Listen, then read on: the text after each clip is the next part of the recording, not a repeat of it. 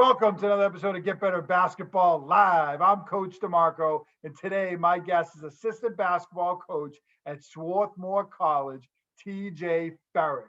Coach Ferrick is going to take us through conceptual practice planning, which is a topic you're not going to want to miss. Before we jump into it, make sure you show me some love and hit that like button down below, turn on your notifications, and subscribe to my YouTube channel for more great content each and every week.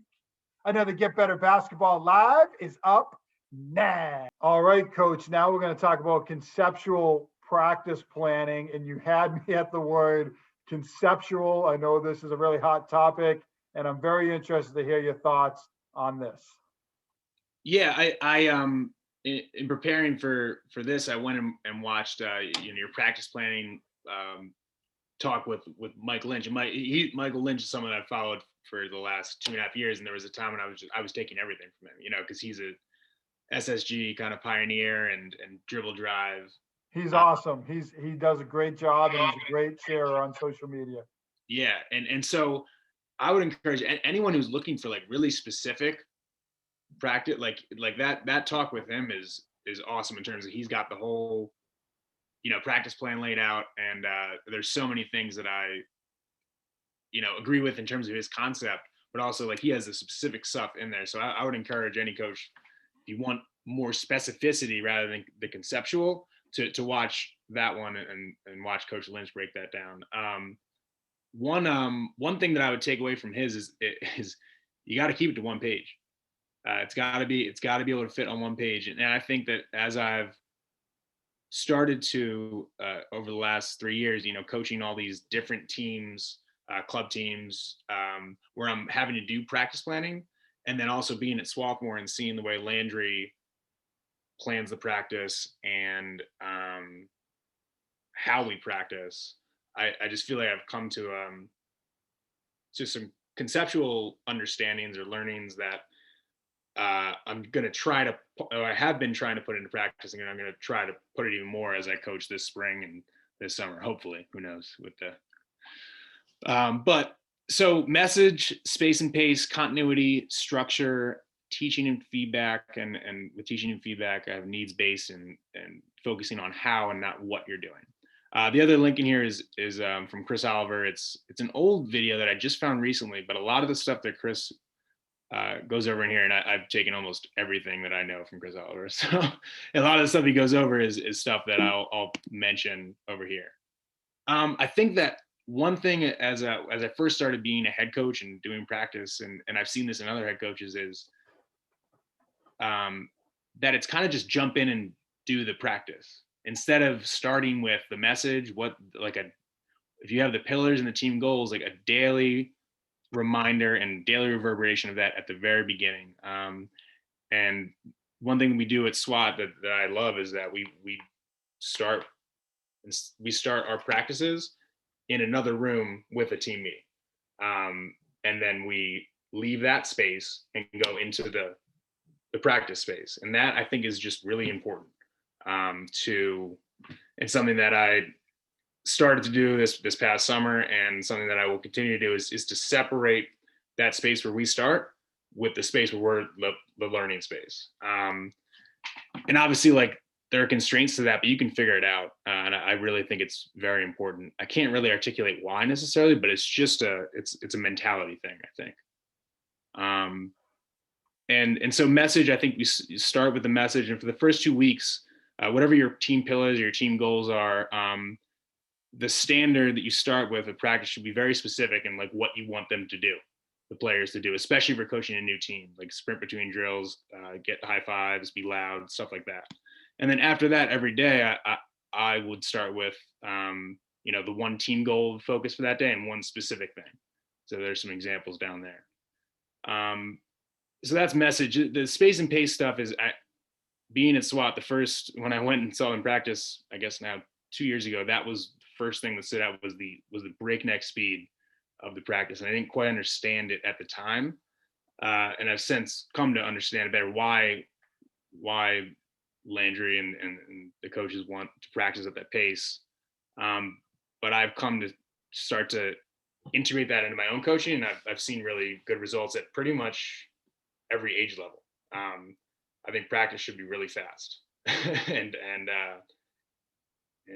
I know that that's kind of counter to a lot of how I used to think about teaching the game, but that's another thing that I think is super important is, you start in another space, you have the message, you have the standards and the goals for the days, and then from there it's fast. The transitions are fast. We're running everywhere. The I wrote down here: create the environment, embrace chaos, teach fast, encourage failure and learning. I think that that's one thing I've learned over time, and I didn't used to think this way at all. The way I used to teach was like slow it down, explain everything, and now I'm just like screaming and going on to the next thing. But if the culture's there, it works.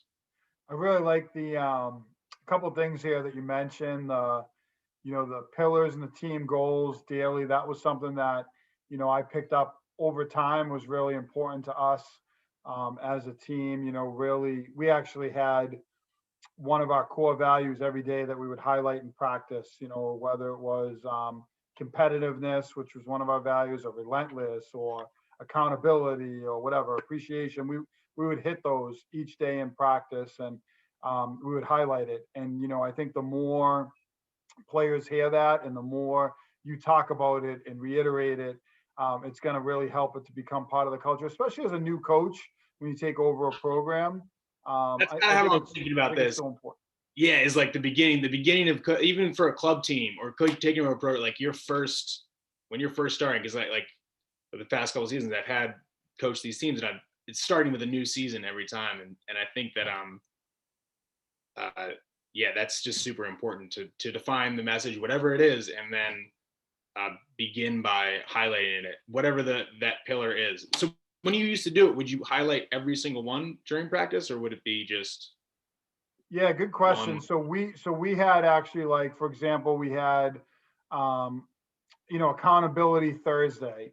So that was like our theme on Thursday was accountability, and we would hone in on like communication, and we would do maybe our 5-on-4 drill, and it was all about players like talking the entire time and communication. And at the end of the day, we would highlight our best communicator for the day, and it would be the player who not only communicated through every drill, but on the sidelines. Hey, come on, let's go, guys. Hey, pick it up. Hey, don't worry about that. Great job, great try, great effort. The player that was constantly doing it, and it made it like a kind of a competitive thing in practice, not just competing physically, but also that mental aspect. So that was a cool thing for us. We did teamwork Tuesday. We had appreciation Friday, where the players might we did teacher appreciation, parent appreciation, appreciation for one another. So we did a lot of different things like that. We highlighted the value. So we picked one each day,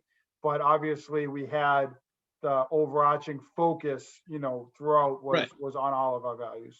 Yeah, and I think that's that one thing that, again, I've learned over time is like you can't focus on everything so I think the one a day, and I love the continuity of accountability Thursday, and because that's one of the the next things I'll talk about is continuity, and everyone knowing and being on the same page, and the players will probably over time they'll accountability Thursday, and but as long as they know that that sense of continuity is there for them, like that's huge for their growth and their learning individually and as a team.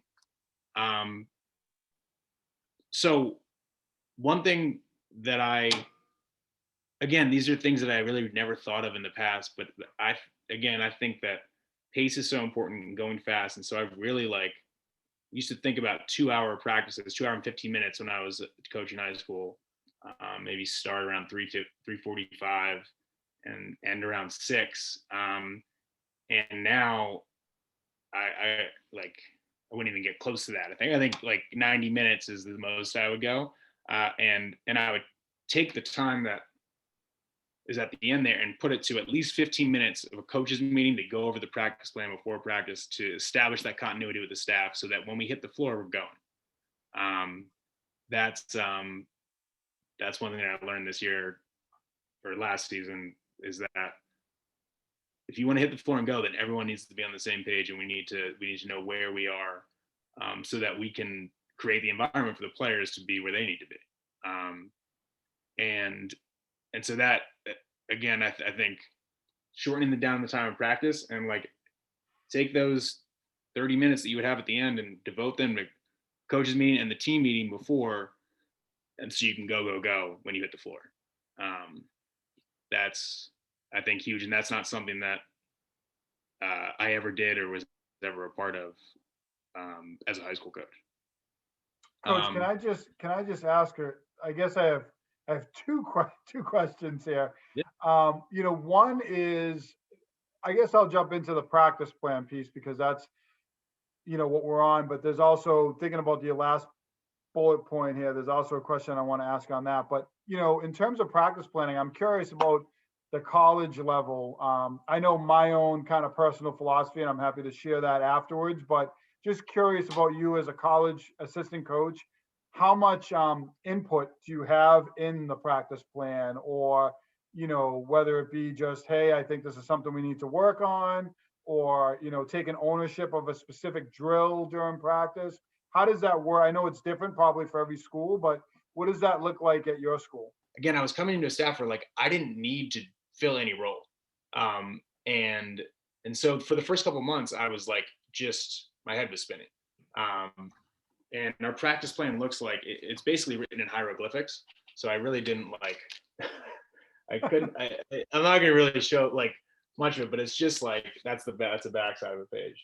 But I just didn't understand any of it for the first 6 weeks or so, and I had to eventually like realize, okay, where can I be of help here? And it was basically like just like, all right, get the players balls and they need balls, and like match the energy of the gym. And the craziest thing happened is we took 2 weeks off, and it spent first 6 weeks trying to understand this hieroglyphic practice plan. Took 2 weeks off, and then I was like, oh man, I felt like I was making all this progress. Came back and I looked at the practice plan when I sat down for the first practice, and I was like, I know all of this, which is a crazy experience for me, but I had learned it through that 6 weeks, what everything looked like. And from that point forward, I kind of knew where to be and could integrate myself more. In terms of, do I have input into the actual plan? No. But what I can do, and I would have done this more this year after understanding what we want to do and how our system works. What I can do is tell Landry, like, hey, I think that in this game, I saw this, and he would put it into the practice plan with a drill or a game, wherever it fits in. Yeah, I think that's really valuable, to have that input and, have that feedback respected, and then they can incorporate something into the practice plan. I think that's really important. And I want to ask too, the second piece here, the time on task, but you mentioned the last slide too, sort of the tempo of the practice. And I'm a big proponent of a fast tempo, whether it was football, we were a no huddle team. So our practices were like lightning, we put music on, we're flying around. We did that in basketball too. It kind of carried over from one sport to the next, but I love the fast tempo. And I just wanted to ask you, in terms of, the teaching on the fly is a term that comes up a lot. There's maybe 5 on 5 and there's 5 on the side, and you're coaching them up quick, and then they go on, and, there's this constant rotation in practice. So, what's that look like for you guys at the college level? There's a fast tempo. So how are you incorporating those teachable moments? I know you don't want to, like, I guess if you have to, it's that big enough, you're going to stop practice. But for the most part, it's a constant flow. So what does teaching on the fly look like for you guys, or for you in your role? And, but how do you guys do that at the college level? Right. So with our program, that's a great question, because this is something I'm trying to figure out. And I think it just depends so much on the context of the program. And so for me, teaching, I didn't know anything basically for the whole year. So I wasn't really teaching, our concepts or principles. What the culture that we have is one where there's this culture of love and trust where, the players teach each other. It really does happen. And the coaches talk about that all the time, but like for the first, for the whole season, but really, like, we had 6 freshmen, and for the first like 6 weeks, like obviously the assistants who had been there in Landry were teaching them, but it was really the upperclassmen who had been through the program, who knew everything to do, were teaching them, and that's just how it is. And I'd never been a part of that. And coaches talk about that all the time. We always talk about, you need to teach each other, you need to teach each other. And I think that can only happen with a culture, with a very, very strong culture. So teaching on the fly for us at the beginning, it looks like a lot of upperclassmen instructing lowerclassmen, like as the practice is still going. And Landry will very, very rarely stop practice and do something to teach for more than 10 seconds. It's back to it, And then if they're individual things, we have individual instruction times, like once a week as the season goes on, to work on those individual things. I think that's really powerful, though. It says a lot. You mentioned culture, and just like, man, the culture of this program where the veteran players are kind of pulling aside the other players and working with them. And, the head coach isn't really talking for more than X amount of seconds. And, I think that says a lot about the culture that they have built in the program over the course of, X amount of years. So, what is it? I want to ask a culture question. It's a little bit separate from the practice planning, but got to ask it. You've worked at the high school level, now you work at the college level. You played in college as well. So just curious, like, what is it that makes this culture special at Swarthmore College? Because it's very intriguing to me what I'm hearing, and I know it's a successful program. So just curious your kind of perspective on it. Yeah, I mean, I know that I presented on the advice for aspiring coaches in these conceptual practice planning, and I originally said I wanted to talk about culture, but it's just it's hard to put down, like it's hard to even ask the question. It's hard to put down into words, but what I think, what I learned this year is that culture is the most important thing, and culture and collective mentality are the bedrock of success of a team. I think that's, it probably applies to football, any team sport. Like, culture is the bedrock upon which success is built.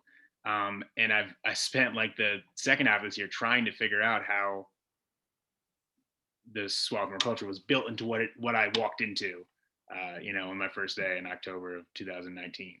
And it has a lot to do with leadership. It has a lot to do with the guy in charge. But it has something to do with love, I think. And we talk about accountability all the time, and we talk about trust. And I think it really is love, like the basis of accountability. If I think about the people in my life who can hold me accountable to things, that they're people that I love, and there's this mutual like feeling of love between us, and trust, of course, too. But that's what I, kind of found this year. And there's this acceptance of vulnerability that I think that is one of the first messages that we had this year was, as men, we have to be vulnerable. We have to be able to learn from each other, and to be held accountable by each other, knowing that there is this mutual love and trust. And that was mind blowing for me, to hear that as like the message, and to be a part of that. And it's totally true. It's totally true. Yeah, agreed. That's really well said. And I just want to ask you, as we kind of transition back to conceptual practice plan, just one more question. Sure. Which is advice, for coaches. You see conceptual practice plan, you think about it, it's something you want to incorporate. Same thing as like a conceptual based offense. But what advice do you have for coaches, and from your learning experience, what advice do you have if this is something that you want to do with your team or with your program? Yeah, I think that this is going to sound pretty general, like maybe abstract, but we all want to be great teachers of the game, right? Like that's what we all want to be as coaches. There's only one great teacher of the game, and it's the game itself. And so I think a needs-based approach is something that I learned from, some British coaches and some rugby coaches, this idea of what does the athlete need in the moment. That's one way of looking at it, but I think that we essentially have to coach a little bit less, and allow players to learn on the fly more. And when we do coach, we need to have a really clear idea of what is the one thing, or what are the two things that we are going to stop something for, and have a coaching intervention for. And I think that I'll evolve on this feedback issue, because that's what we're talking about. But you can embrace, just kind of chaos and sloppiness for a little while, and be okay with it, and create an environment where that can happen. You'll see growth. And that's what I've learned this year, and as I've started to implement the stuff in my own coaching with my club teams, and That's great insight, Coach. And I think embracing that kind of sloppiness at times, and there's going to be some mistakes along the way, and there's that learning process. I think that's tough. I think it's tough for a lot of coaches, especially when you're new to a team or a program and you're taking over. But I think a lot can be said about that. So I really appreciate you sharing that.